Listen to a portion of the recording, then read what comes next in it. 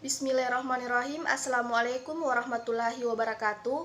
Perkenalkan, nama saya Andi Nurliana Tandrisana, NIM 1057 311088818 kelas AK18C.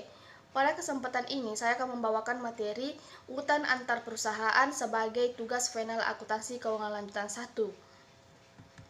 Adapun yang pertama, perusahaan induk obligasi beredar dibeli oleh induk perusahaan anak.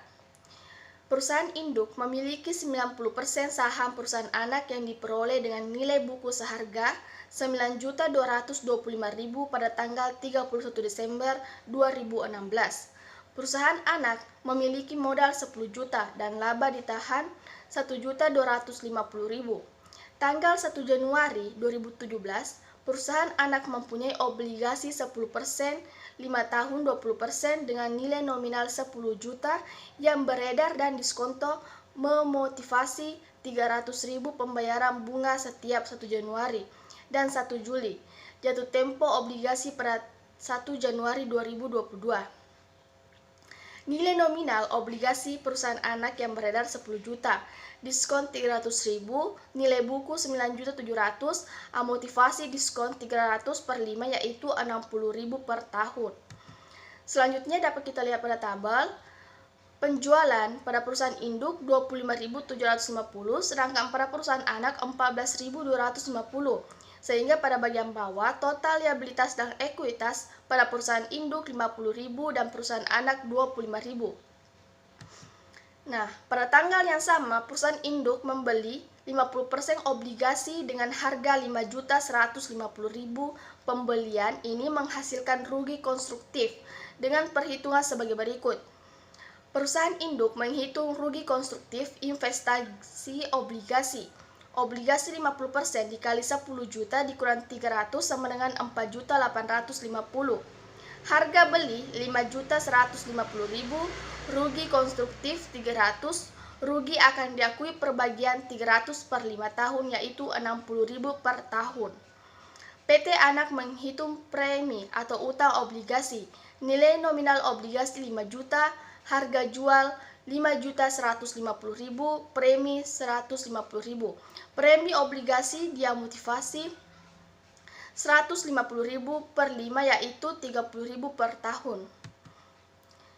Selama tahun 2017, perusahaan anak akan mencatat beban bunga 10 juta dikali 10% sama dengan 1 juta, amortisasi diskon 300 per 5 sama dengan 60.000, beban bunga 1.060.000. Jadi 50% untuk perusahaan induk, 50% dikali 1.060.000 sama dengan 530.000.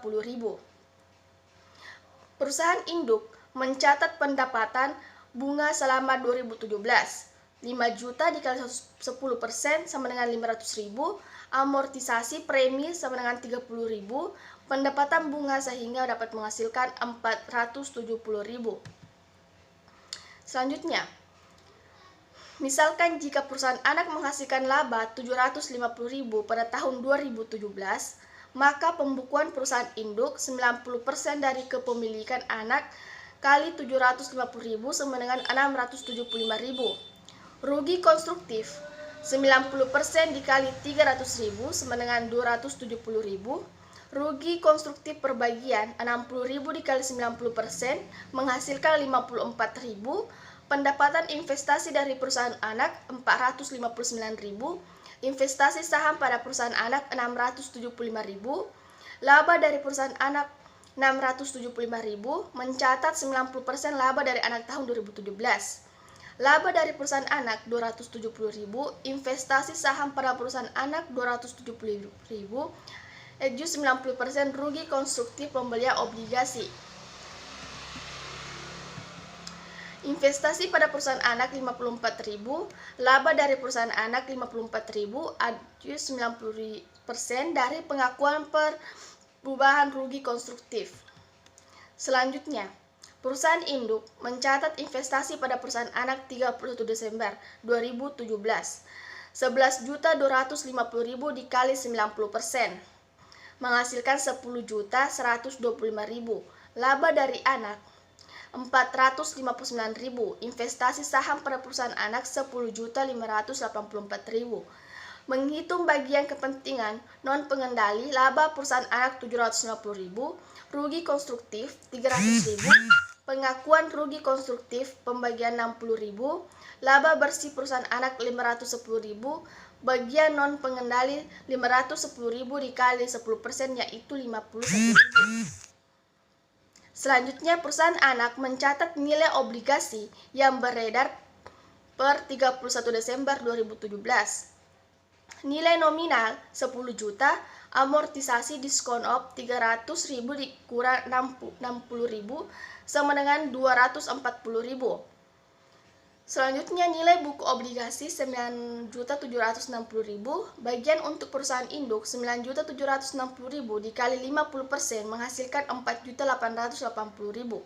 Perusahaan induk mencatat investasi obligasi.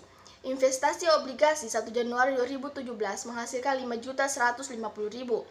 Amortisasi premium obligasi 30.000, investasi obligasi 31 Desember 2017 menghasilkan 5.120.000. Selanjutnya akun resiptokal 31 Desember 2017 dapat kita lihat dalam tabel. Nah, jurnal eliminasinya yaitu rugi konstruktif dari penantikan obligasi 300.000, pendapatan bunga 470.000, 50% utang obligasi 4.880.000, investasi obligasi pada perusahaan anak 5.120.000, beban bunga 530.000. Nah, jurnal eliminasinya dapat kita lihat di samping. Rugi konstruktif pendapatan bunga, laba dari perusahaan anak, saham perusahaan anak, dan utang bunga. Dapat kita lihat hasilnya pada tabel berikut. Di sini penjualan, dan pada akhir tabel total liabilitas dan ekuitasnya itu 50.000, 25.000 perusahaan anak, dan 17 dan 50.000. Baik, itulah tadi materi yang dapat saya bawakan sebagai tugas final akuntansi keuangan lanjutan 1. Semoga bermanfaat, dan jika ada kesalahan mohon maafkan. Saya tutup dengan mengucapkan alhamdulillahirabbil alamin. Assalamualaikum warahmatullahi wabarakatuh.